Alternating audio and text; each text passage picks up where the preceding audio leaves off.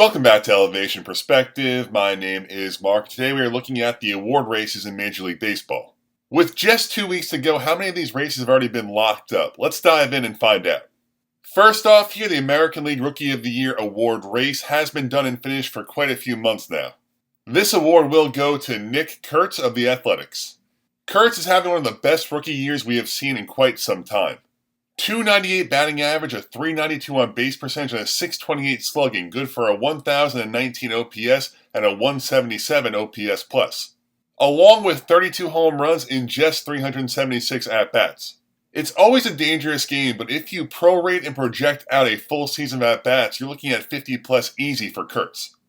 I think the next question we need to ask ourselves beyond if Nick Kurtz is the Rookie of the Year is if Kurtz is the best first baseman in all of baseball. Now, for the National League, I think we're looking at two players here in the Rookie of the Year race between Cade Horton of the Cubs and Drake Baldwin of the Braves. In 21 games, Horton has a 2.70 ERA and a 1.11 whip. Drake Baldwin, on the other hand, is batting .268 with a 775 OPS, 16 home runs, and 68 runs batted in. Both players are having very strong rookie campaigns. I think the Braves, though, cost Baldwin this award. There was a period of time this season when Marcell Ozuna was playing really poorly, and the Braves were sending out their catcher duo of Baldwin and Sean Murphy every day in the catcher DH capacity. Eventually, Marcell Ozuna did start to get going, and Baldwin's playing time took a big hit in the process, making him more of a part-time player than a full-time. The frustrating part of this whole ordeal is the Braves season has been over since basically the halfway mark of the season. They were not competing this year. The Braves chose to play an aging veteran on an expiring contract instead of their young rising star. If Baldwin had the at-bats, I think his 16 home runs and 68 runs batted in would have been more like 22 home runs and 80 runs batted in, giving him a much more compelling case. With that being said, though, we should not discredit the likely winner here in Cade Horton, who stepped up when the Cubs needed him most. The ace of this staff, Justin Steele, missed the majority of the year with that elbow surgery. Also, Shoto Amaga missed a lot of time. Horton stepped up alongside Matt Boyd as the co-aces of this playoff team. I think there are some concerns about Horton maybe getting a little bit lucky here, having a 3.98 expected ERA with a pretty poor 20% K rate, but he put together a great showing over 110 innings. That's a very nice sample of innings, and to me, he looks like the National League Rookie of the Year. Next up, the American League Cy Young Award. We are looking at Tarik Skubal and Garrett Crochet here. Both lefties are having phenomenal seasons.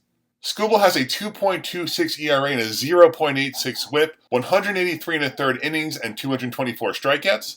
Crochet has a 2.63 ERA, 1.05 whip, 191 and a third innings with 240 strikeouts.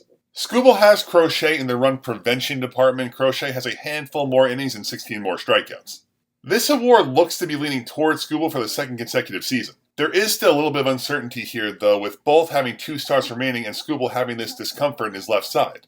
He's been cleared to make his next start, but if that start is short or if this injury causes him to pitch poorly, this race could still be wide open. But right now, I have Tarik Skubal winning the American League Cy Young Award for the second consecutive year. In the National League Cy Young Award race, we're looking at Paul Skeens and Christopher Sanchez. While Sanchez is having an incredible season, unfortunately for him, it was the same year as Paul Skeens' first full season in the big leagues.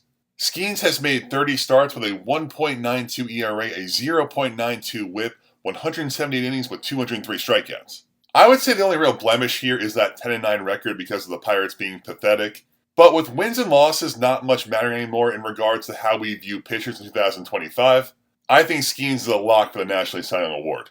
For the American League MVP award, this one has been a subject of chatter for basically 3 or 4 months now, when Cal Raleigh's home run tear really started to go crazy. Even with Raleigh's phenomenal season, he still looks like he is trailing behind the reigning American League MVP Aaron Judge, who is batting .325 with 48 home runs and a 1,126 OPS.